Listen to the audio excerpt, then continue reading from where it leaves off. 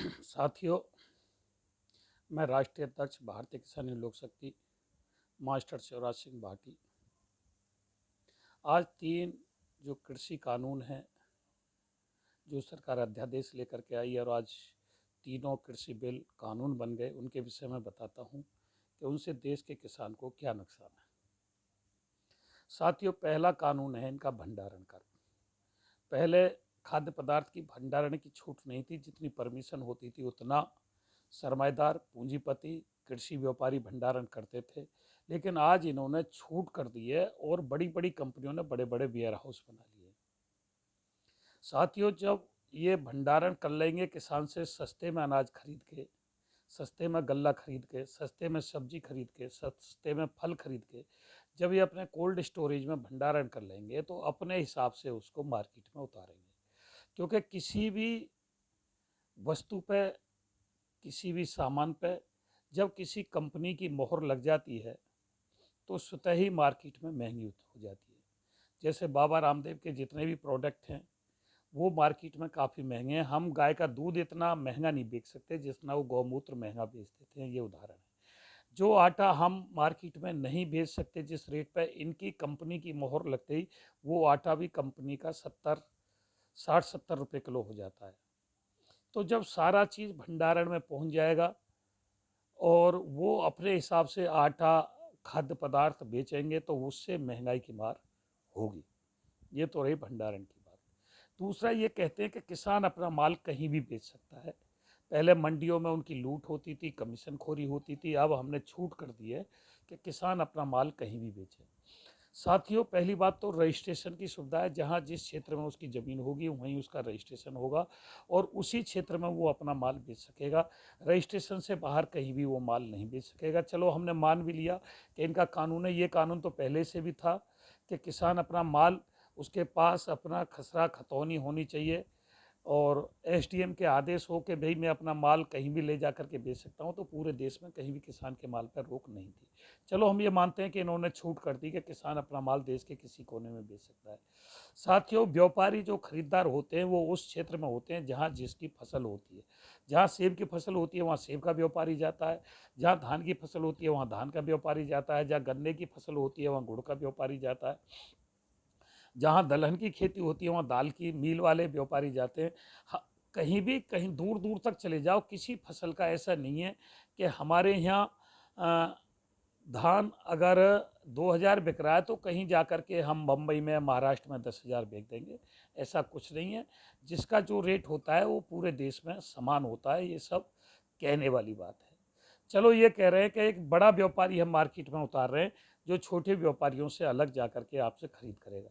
ठीक है, हमने मान लिया बड़ा व्यापारी आया और इन्होंने उनके लिए ये कर दिया है कि ना तो उसका रजिस्ट्रेशन होगा, ना उस पर टैक्स लगेगा, वो खाली पैन कार्ड से खरीदेगा। पहली बात तो व्यापारी डायरेक्ट नहीं आएगा, उसके सुपरवाइजर, फोरमैन, उसके जो नीचे काम करने वाले वो मार्केट में आएंगे और किसानों से खरीदेंगे। अगर वो किसानों की पेमेंट नहीं करते हैं तो इन्होंने कहा किसान सिर्फ एसडीएम और डीएम कोर्ट में जा सकता है, उससे बाहर कहीं अपील नहीं कर सकता।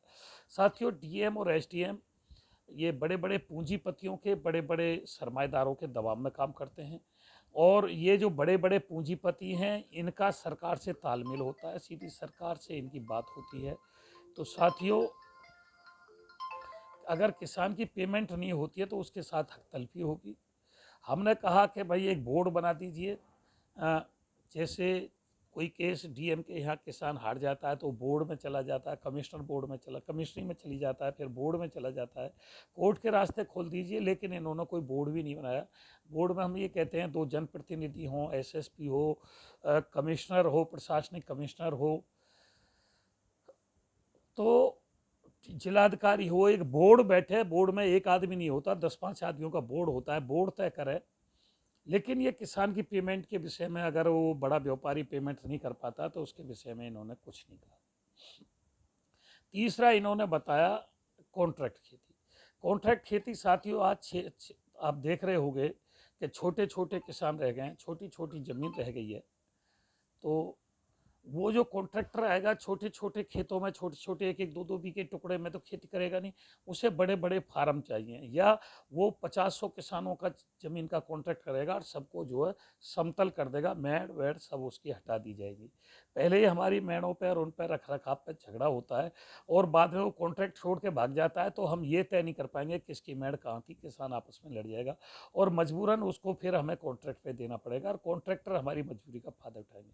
फिर सरकार को चाहिए था कि हमारे खाद का, बीज का, पानी का, इसकी व्यवस्था करता, हमको सस्ता खाद मिले, सस्ता डीजल मिले, सस्ता पानी मिले, सस्ती बिजली मिले, नहरों के पानी की उपलब्धता हो, जिससे किसान आगे अग्रसर हो। इन्होंने सोचा कि भाई बड़े बड़े व्यापारी ला करके उनसे खेती करवाएंगे, उसमें भी जब सारा सिस्टम कॉन्ट्रैक्टर का होगा, उसी के हिसाब से नराई गुड़ाई होगी, उसी का बीज होगा, उसी का खाद होगा, उसी का पानी होगा, उसी का समय होगा, हम तो सिर्फ उसमें मजदूरी करेंगे। तो फिर गुणवत्ता की जिम्मेदारी किसान की क्यों? गुणवत्ता की जिम्मेदारी सरमाएदार की होनी चाहिए, जो कॉन्ट्रैक्टर है उसकी होनी चाहिए। मौसम की मार पड़ती है तो उसकी जिम्मेदारी उसकी होनी चाहिए? नहीं, वो सारी जिम्मेदारी, गुणवत्ता की जिम्मेदारी किसान की है कि माल तुम्हारा बढ़िया बना है नहीं बना। अगर बढ़िया पका है तो ठीक है, और घटिया पका है, वो सरकार के 3 होंगे सुपरवाइजर जो हमारे माल को जांच कराएंगे। तो आज रिश्वत का ज़माना है, अगर सरमाएदार आगे मार्केट बढ़िया है, अच्छा माल उठान आगे चल रहा है, तो हमारे माल को सही ढंग से वो ले जाएगा, और आगे किसी कारण से मार्केट पिट जाती है तो वो हमारी गुणवत्ता का आरोप लगा के हमारे माल को फेल कर सकता है। कॉन्ट्रैक्ट की जरूरत क्या पड़ गई जब किसान खेत अपना खेत कर रहा है, किसान खेत करना जानता है, उससे बढ़िया इंजीनियर कौन आ गया कि भाई किसान से बढ़िया इंजीनियर? अरे भाई, जो पैदा तुम कराना चाहते हो मार्केट में, ब्लॉक में, खंड विकास में, वो जिस क्षेत्र में जो पैदा कराना चाहते हो खंड विकास में, उसके बीज की समय से उपलब्धता कराओ।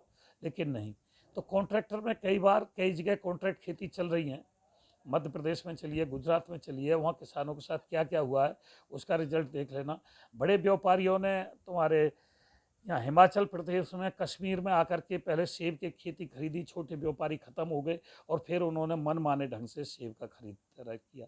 तो इसी तरीक़ा से जो बड़े व्यापारी हमारे यहाँ आएंगे, जो छोटे आ रहे थे, जब उनके पास किसान नहीं जाएगा, ये कह रहे हैं मंडी खत्म नहीं होंगी, जब मंडी में किसान जाएगा ही नहीं, 1 या 2 साल वो हमसे 100-200 रुपया महंगा खरीद लेंगे और हम इन मंडियों में नहीं जाएंगे, तो ये जो छोटे आढ़ती हैं, जो किसान एजेंट हैं, दलाल हैं, ये जिनको आढ़ती कहते हैं, जब इनके पास हम माल ही नहीं ले जाएंगे, हम 100-200 रुपये के लालच में बड़े व्यापारी को देंगे और इनके पास माल नहीं जाएगा, तो ये अपने आप वहाँ से अपना बिजनेस बदल देंगे, कहीं दूसरे बिजनेस में चले जाएंगे, तो ये आढ़ती अपने आप उठा लेंगे। जैसे जब शिक्षा का निजीकरण हुआ तो ये कह रहे थे प्राइमरी स्कूल ख़त्म नहीं होंगे, सरकारी अस्पताल ख़त्म नहीं होंगे, जब स्वास्थ्य का निजीकरण किया, लेकिन आज सरकारी अस्पतालों का और सरकारी स्कूलों का हालत देखो क्या है। जिस जिस चीज़ का निजीकरण हुआ है, जिस जिस चीज़ का प्राइवेटेशन हुआ है, वो जो पहली व्यवस्था है वो कहीं ना कहीं नाजुक पड़ी है, कमज़ोर पड़ी है, वो व्यवस्था कमज़ोर पड़ी है।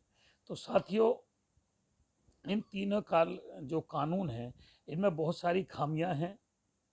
अगर उदाहरण के तौर पे कितनी, जैसे बाइक बोर्ड आई, एक पॉलिसी, एक मतलब इंश्योरेंस कंपनी आई, वो घोटाला करके चली गई, उस पर गवर्नमेंट केस लड़ रही है। एक बाइक बोर्ड का घोटाला आया, वो किसानों से पैसे लूट लूट के चला गया, उन पर वो बाइक बोर्ड वाले जेल में हैं, उनकी संपत्ति सरकार ने कुर्क कर ली है, लेकिन जिनसे पैसा लिया गया आम पब्लिक से, उसकी तो भरपाई नहीं हुई।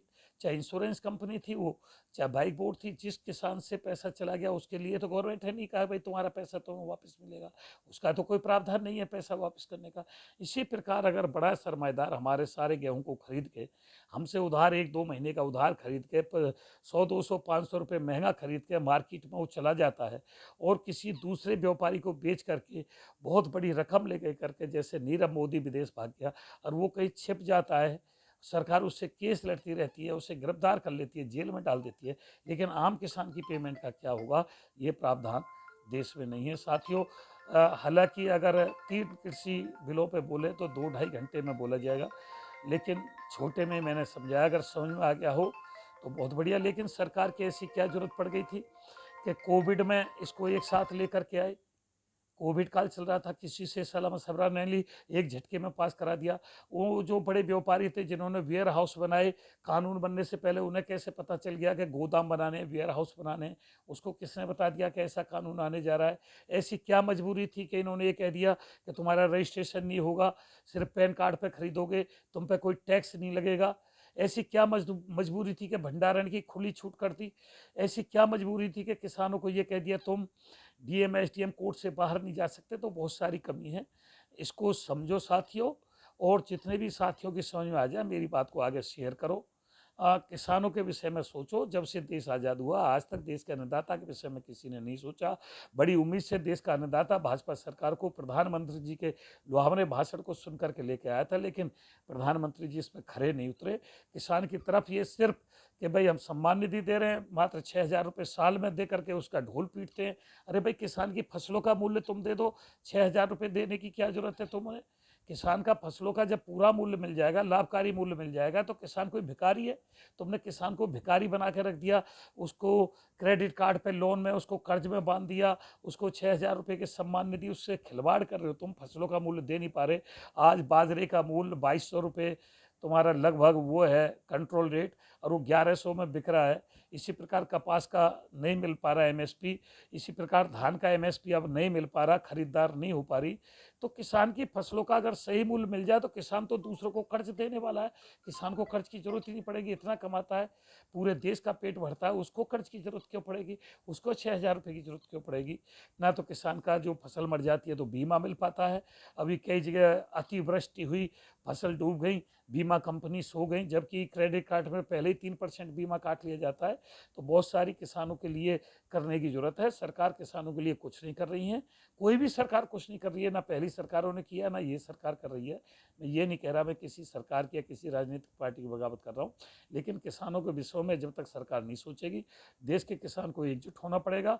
और कोई भी राजनीतिक पार्टी अगर समझ में नहीं आती है तो नोटा दबाना पड़ेगा, और जिस दिन देश का किसान नोटा की भरमार करेगा उस दिन इन राजनीतिक पार्टियों की आंखें खुलेंगी। जय हिंद, जय भारत, जय भारत किसान लोक शक्ति। धन्यवाद साथी।